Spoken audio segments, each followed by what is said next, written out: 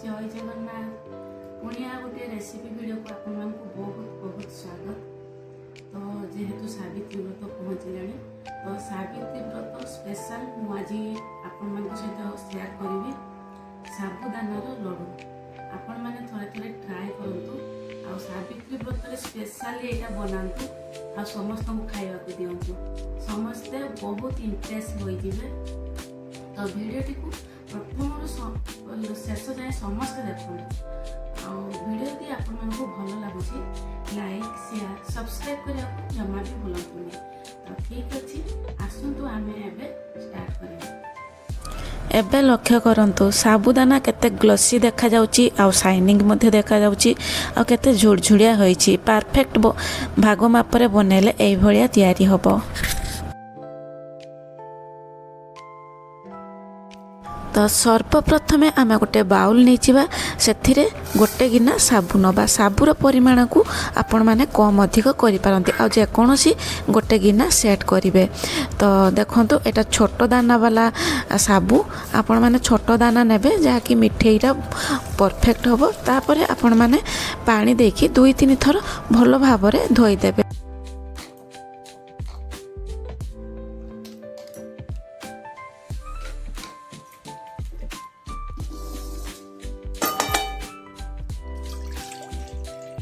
साबुदानार जो धला पानीटा बाहर सेटा को बाहर करदे। तापर ताकू भल भाव छाणीदेवे। देखंतु मु गोटे स्टेनर नहीं से साबुदाना को छाणीदेली जेमिति कि से पानी जमा भी न रुहे। तापर गोटे बाउल रे साबुदाना को देदेली। एबे आमे कौन करवा ना जो गिनारे साबुदाना नहीं थिले से गिनारे गोटे गिना गरम पानी दबा। तापर साबु सहित आमे मिसई दबा।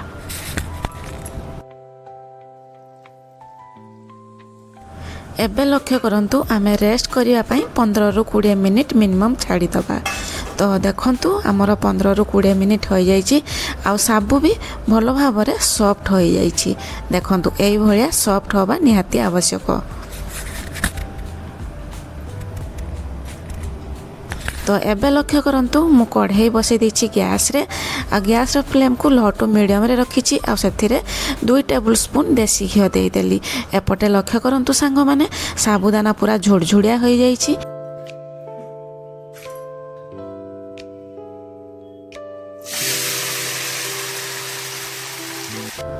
एबे लक्ष्य करंतु साबुदाना को मु कढ़ाई रे देई देछि आ देखंतु पूरा सॉफ्ट होइछि। एई भलिया सॉफ्ट ही आपण माने करिवे।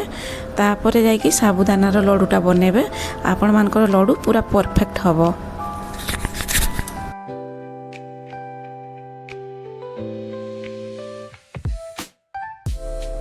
गैस रो फ्लेम को लो टू मीडियम रे रखिकी साबुदाना को खुसुणी साहाय्य रे एपट सेपट करिवे।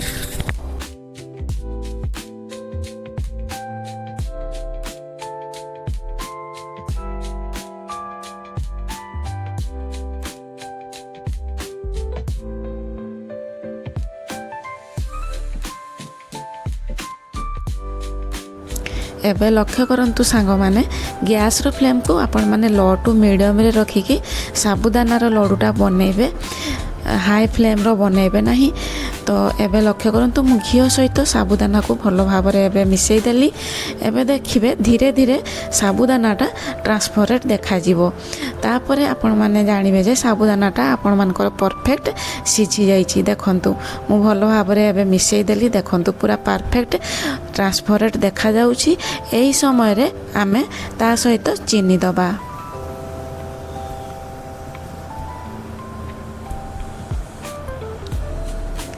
एबे लक्ष्य करंतु सांग माने जो गिनारे आपण माने साबुदाना नहीं से गिनारे अधा गिना चीनी देबे जहाँकि मिठाटा परफेक्ट हम।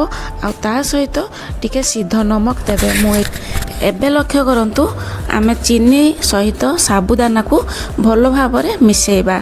मिसई सरला परे चीनी मेल्ट हो गले टिके पानी पानी हो जिवो। तो से पानीटा मरिबा दरकार साबुदानार। तो जते पर्यंत पानी न मरीची सेते पर्यंत आपण माने साबुदाना को ଖୁସୁଣି ସାହାଯ୍ୟରେ ଏପଟ ସେପଟ କରୁଥିବେ। ତ ଏବେ ଲକ୍ଷ୍ୟ କରନ୍ତୁ କାଜୁ ମୁଁ ନେଇଛି କିଛି କ୍ରସ୍ କରିକି ଖଣ୍ଡ ଖଣ୍ଡ କରିକି ସେଇଗୁଡ଼ିକ ମଧ୍ୟ ଦେଇଦେଲି। ତାପରେ ଗୁଜୁରାତି ଦେଖନ୍ତୁ ମୁଁ ଚୁନା କରିକି ନେଇଛି ମଞ୍ଜି ଗୁଡ଼ିକ, ସେଗୁଡ଼ିକ ମଧ୍ୟ ଦେଇଦେଲି ଫ୍ଲେଭର୍ ପାଇଁ। ତା ସହିତ ଚାରମଗଜ ମଧ୍ୟ ଦେଇଦେଲି। ଦେଇକି ଆମେ ଏବେ ଭଲ ଭାବରେ ଶାଗୁଦାନାକୁ ମିଶାଇବା।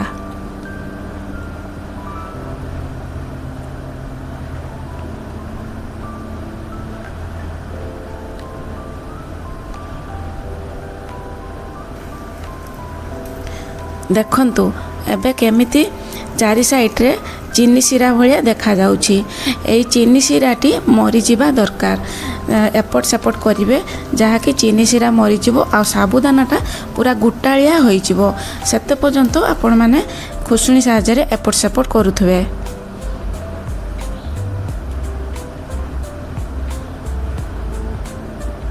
ଏବେ ଲକ୍ଷ୍ୟ କରନ୍ତୁ ସାବୁଦାନାଟା କେମିତି ଟ୍ରାନ୍ସପରେଣ୍ଟ ହୋଇଯାଇଛି। ଏଇଭଳିଆ ଟ୍ରାନ୍ସପରେଣ୍ଟ ହେବା ଦରକାର। ତାପରେ ଯାଇକି ଆପଣମାନଙ୍କର ଲଡ଼ୁଟା ପରଫେକ୍ଟ ତିଆରି ହେବ। ଏଇଭଳିଆ ଗ୍ୟାସ୍ର ଫ୍ଲେମ୍କୁ ଲୋ ଟୁ ମିଡ଼ିୟମ୍ରେ ରଖିକି ଆପଣମାନେ ସାବୁଟାକୁ ଖୁସୁଣି ସାହାଯ୍ୟରେ ଏପଟ ସେପଟ କରୁଥିବେ।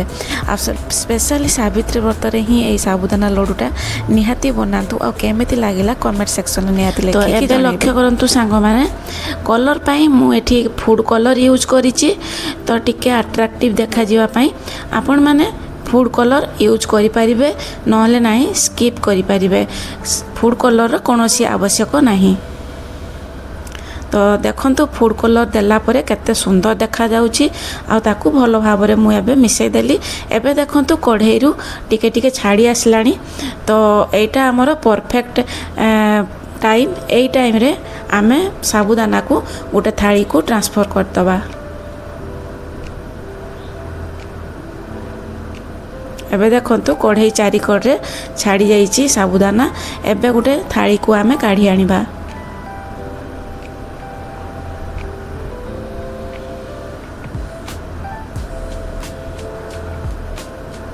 ଦେଖନ୍ତୁ ସାବୁଦାନା କେତେ ଗ୍ଲସି ଆଉ ସାଇନ୍ ଦେଖାଯାଉଛି। ଆପଣମାନେ ଜାଣିପାରିବେନି ଯେ ଏଇଟା କେଉଁଥିରେ। ଗ୍ୟାସ୍ର ଫ୍ଲେମ୍କୁ ଆମେ ଏବେ ଅଫ୍ କରିଦେବା। ଅଫ୍ କରିକି ତାପରେ ଗୋଟେ ପ୍ଲେଟ୍କୁ ଆମେ ଢାଳିଦେବା। ତାପରେ ଭଲ ଭାବରେ ଟିକେ ତାକୁ ମେଲେଇ ଦେବା, ଯାହାକି ଟିକେ ହାଲକା ଥଣ୍ଡା ହେଇଯିବ। ହାଲକା ଥଣ୍ଡା ହୋଇଗଲେ ଆମେ ତାପରେ ଲଡ଼ୁ ବନେଇବା। ବେଶୀ ଥଣ୍ଡା କରିବେ ନାହିଁ। ବେଶୀ ଥଣ୍ଡା କଲେ ଲଡ଼ୁ ବନିବ ନାହିଁ। ହାଲକା ଥଣ୍ଡା ହେବ, ଯେମିତି ହାତକୁ ସହୁଥିବ ସେଇଭଳିଆ ଥଣ୍ଡା କରିବେ। ତାପରେ ଆପଣମାନେ ଲଡ଼ୁ ବନେଇବେ।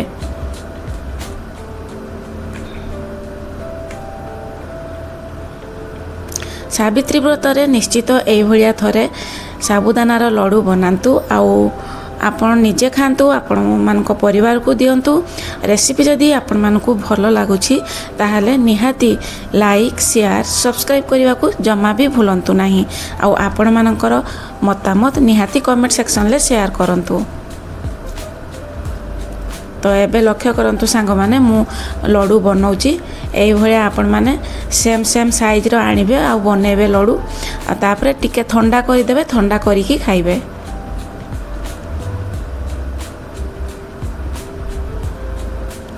ଦେଖନ୍ତୁ କେତେ ସୁନ୍ଦର ତିଆରି ହୋଇଗଲା ଲଡ଼ୁ, ପୁରା ପରଫେକ୍ଟ ଲଡ଼ୁ। ପିଲାମାନେ ତ ମାଗି ମାଗି ଖାଇବେ। ବନଉ ବନଉ ଆପଣମାନଙ୍କର ସରିଯିବ। ଏତେ ଟେଷ୍ଟି ହୋଇଥିଲା ଯେ ଆପଣମାନେ ନିଜେ ନ ବନେଇଲେ ଜାଣିପାରିବେ ନାହିଁ।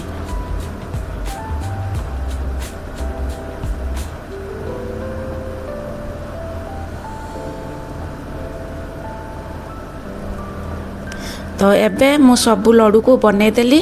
ତାପରେ ଦେଖନ୍ତୁ ମୁଁ ଏବେ ପ୍ଲେଟିଂ କରୁଛି। ଦେଖନ୍ତୁ କେତେ ମସ୍ତ ଲାଗୁଛି।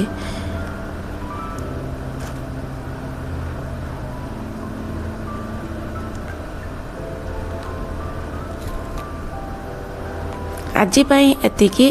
ରହିଲି। ନମସ୍କାର। ଜୟ ଶ୍ରୀ ଜଗନ୍ନାଥ। ପୁଣି ଦେଖା ହେବ ଆଉ ଗୋଟିଏ ନୂଆ ଭିଡ଼ିଓ ସହିତ, ନୂଆ ରେସିପିରେ।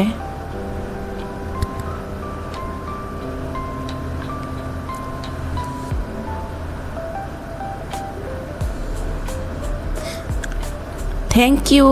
Take care all of you.